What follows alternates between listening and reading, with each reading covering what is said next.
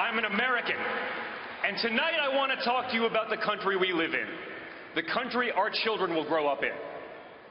For my generation, this is the most important election of our lifetime, one that will determine the future of our country and, in turn, the future of the world. For too long, our country has ignored its problems, punting them down the road for future generations to deal with. In business, I was trained by my father to make the tough investments and decisions today to ensure a brighter future tomorrow. We've actually started to believe that solving our great problems is an impossible task. And that's why we need to elect a man who has a track record of accomplishing the impossible.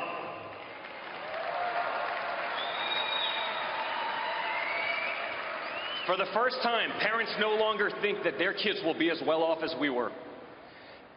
We've lost the confidence in our leaders and the faith in our institutions. But remember one thing, we're still Americans. We're still one country. And we're going to get it all back.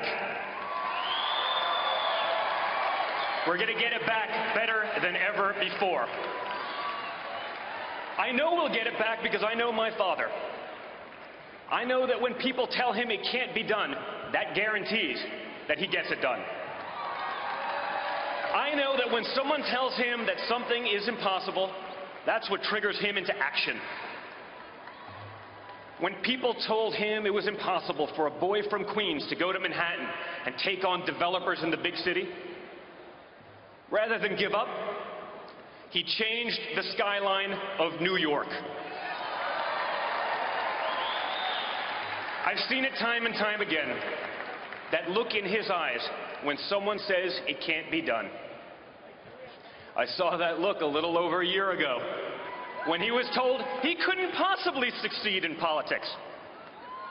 Yes, he did. For my father, impossible is just the starting point.